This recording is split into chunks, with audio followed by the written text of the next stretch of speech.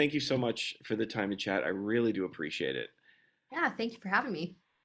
Anytime. When Time Got Louder is a very special film. I really was struck by it. The performances are wonderful. Why were you excited to tell this story?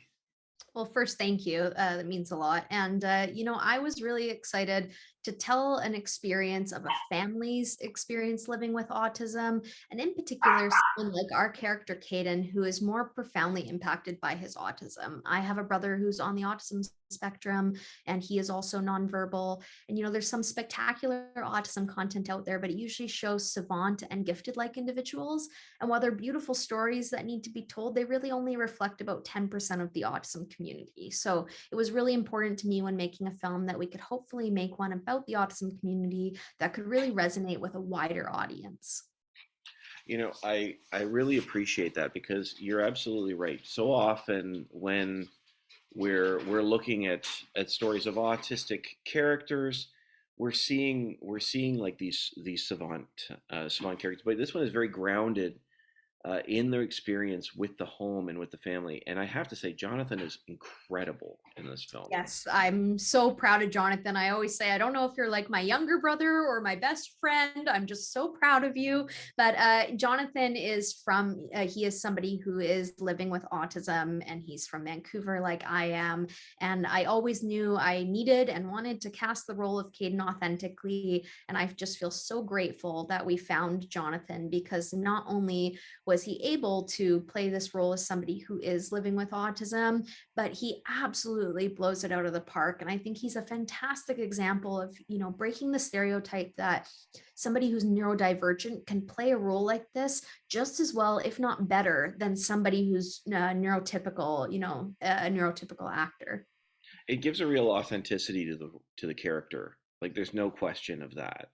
Yeah. Authenticity was something that was really important to me. Of course, myself being queer and then having a brother on the spectrum, I really wanted to highlight these communities in a beautiful way. So I'm particularly proud that all of our licensed music in the film is from the LGBT and autism communities. So we found, of course, that Sam Smith is in our film, the music from Sam Smith and Mickey Ratsula and some other spectacular artists. The artwork that Kayden does that we see on screen is from two local boys from Vancouver who are on the autism spectrum and were reframe approved projects. We had a 50-50 gender balance crew and many members from the LGBT and autism communities. And I really think, even though, someone goes to the theater and they might not know all that background information, because it was a part of our project, because we cast Kayden authentically, because the two women playing the queer love story are both cast as openly queer women, I think that really resonates through the screen and helps audience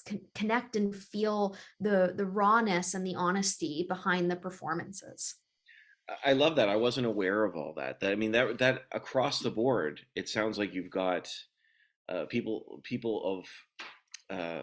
sharing their experiences on screen, so that there is sort of an honesty, even though it's a fictional character. And you've got these two stories that are both coming of age at the same time, uh, Yes. which is so unique. Which is so unique. I was wondering, well, maybe you've already answered this, but why was that so important to bring two very different stories and parallel them in that way? Well, as the sibling to somebody on the spectrum, and I've had experience, my family's involved in the philanthropy side of the autism community here in British Columbia, and I myself have a sibling support charity called Growing Together. And so over the years, I've had the privilege of doing sibling panels and other sibling-based events for neurotypical siblings that have a brother or sister on the autism spectrum. And from those experiences, I was really inspired to tell a story that highlights what these siblings go through, because there's so many commonalities. Of course, every experience is different. There's a saying in the autism community that when you met one individual with autism, you've only met one individual with autism. And it's very similar, of course, for siblings, but there are common themes that many siblings face, from the guilt of leaving their other sibling, or the fact that many of them become the primary caretaker for their brother or sister living with autism. And so I really wanted to highlight that experience through the sibling perspective. And the coming of age component was largely inspired, for Kayden. He's experiencing that transition from high school to adulthood. And it's a very challenging time for so many families, where they finally found that routine for their kiddo, the boy or son or daughter living with autism, at high school, hopefully having, some kind of social circle, or having, their routine of where they go and what they do and what they do when they come home, to, individuals who are like my brother, who are more profoundly impacted when they graduate. Where do they go next if they can't seek post-secondary education?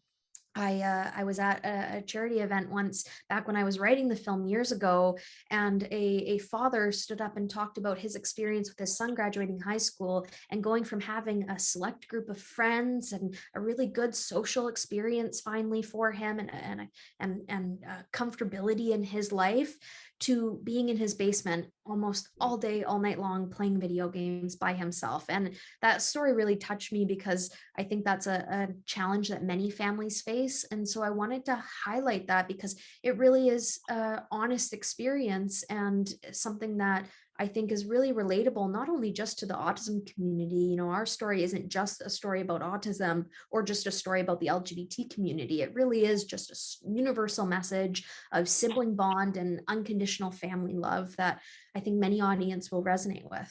Yeah, it truly is wonderful how you found that balance, and it doesn't judge anybody.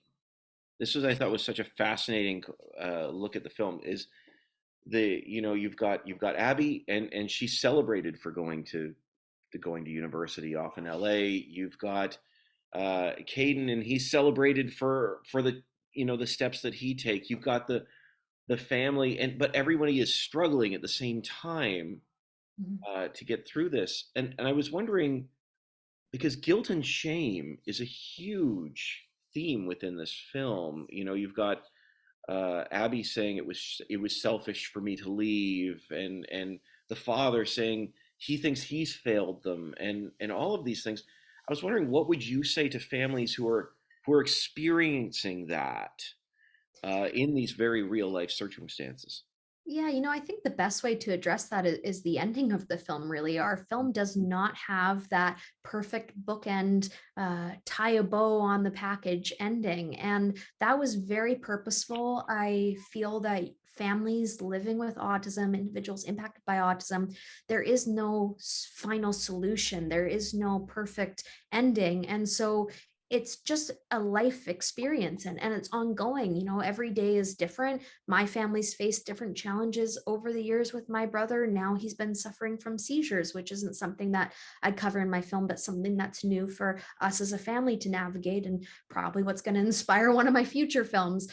Because we need to tell these stories of, there aren't these clear cut cookie cutter endings, that, a lot of Hallmark type films, though I do love my good Hallmark film every now and then. And we really just want to highlight that honest family experience. And I think the ending, and how we kind of wrap up our story without a full ending, is a good example of that. Absolutely. And I without saying too much, one of the lines that I think is so powerful at the end of the film, I think it's the father that says, Mhm. teaching Kaiden to adapt to the world was always going to happen. It's not your fault that the world can't adapt to him. Great memory. Uh, Thank you. Thank you. Well, but you talk about not having a clear ending. This is a film that very much continues on and says we are moving into this stage of life. But that's such a fascinating comment. I'm just wondering, from your perspective, like what is it that the world needs to know? Is it the world's responsibility to adapt? Is it, or it's just such a fascinating concept to me. Yeah, it's a great question. And, with World Autism Month coming up in April, and I'm so thrilled that our film is coming out on World Autism Month, at the beginning of the month here. And it's a great time. We need to focus on meaningful inclusion, and what does that look like? So, obviously casting Jonathan is a small part in that step for our industry, but we need to see that more in others and more in other industries. And we also need to help educate society better. And I hope our film will shine a bit of a lens into that. And hopefully we will just be the first of many, because so many of these families, and where I wrote, because the story is fictitious, thank goodness the traumatic incident that happens to Kayden did not happen to my brother. I wrote that from a place of fear. And it's a very common fear that many siblings and many parents have when they have a son or daughter living with autism, is what happens out in the community? What if my child is judged? What if my child has an incident or has a behavior that people don't understand? What happens if they have a encounter with somebody that's an emergency personnel? And it's a big fear that causes a lot of families to shelter their kids more than they would like to. One of the most beautiful moments I think I ever had through my charity with Growing Together is we host a sibling day event every year pre-COVID, and hoping to do it again later this year, where we invite families to come see a film at Cineplex for free. They get to watch it in a safe and inclusive environment. And then we have carnival games after, because I love carnivals. But one of the moments that really touched me was a family who happened to be a lesbian couple with their two kids, and myself being queer, that really hit home. But the mom came up to me crying after the screening. I think it was Cars 3 that we did for that one, back in probably 2018, 2019. And she said to me, "This is the first time we've gone to the movies as a family. And I want to thank you, because I've been so scared to take them to the movies, and I'm not anymore." And my heart just exploded. And I'm a sensitive filmmaker. So of course I cried, because it really is true. There's so many families. I even think about our own experiences where we're so conscientious of what the world is going to think and what could happen. And of course, your brain always goes to worst case scenarios, especially for mothers, because they want to shelter and protect their child. So it's something that I think our film does a really poignant job of touching on, and hopefully one that will help audiences understand a bit more what these families go through, and maybe provide not necessarily just compassion, because I think we are getting closer to a world that's more compassionate, but that's more inclusive, and that we can start to actually make a change in these families' lives. And that starts with, the charity work that people do in the autism community, and making films like this. And hopefully, like I said, we're the first of many, so that more people can understand what these families go through. I love that you say the word understand there, because to me, so much of the experience from those of us who do not have are not on the spectrum, do not have autism, we just don't understand. And but that the in this particular film, there are those who are willing and open and saying, yes, I want to be empathetic, and I want to understand. And I think Mhm. that's so wonderful about it. Oh, uh, thank you. yeah. So I mean, maybe that may be the answer that I, to my next question. But I was just wondering about cultivating hope, Mm. for families who are struggling in all of these areas, because you've got a number of different issues going on within We this do. unit. Um, what does that look? Yeah, I really didn't want this to just be a heavy drama that focused on the challenges, because of course there's so many challenges that these families face, but there's so much more to that. These individuals living with autism are so inspiring. They have funny moments in the family dynamic, they have uplifting moments, challenging moments, beautiful ones. Our experience as people and experience as a family is always changing, and it's dynamic. And so in a film like this, I felt that was essential. So there's some really sweet moments that Kayden has in this story that you hear audiences chuckle to, or kind of give their sigh of relief for him. And I think that helps audiences connect and understand what these families go through as well. It humanizes the experience, and it takes us away away just from the challenging and more clinical components of autism and just what these families really do go through. What happens when you're teaching your son how to use an ATM and he uses an augmented communication app and says hello to the machine because he thinks he's being cute and polite. That's just an honest moment, right? And families go through that every single day. And I wanted this to really not only highlight the challenges, but the beauties that these families face and just highlight the family experience. Yeah, and you do a wonderful job of it.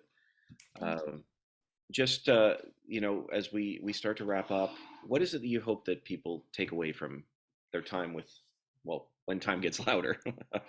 Yeah, we hope that when Time Got Louder really just focuses on the beauty of the family dynamic and that unconditional bond.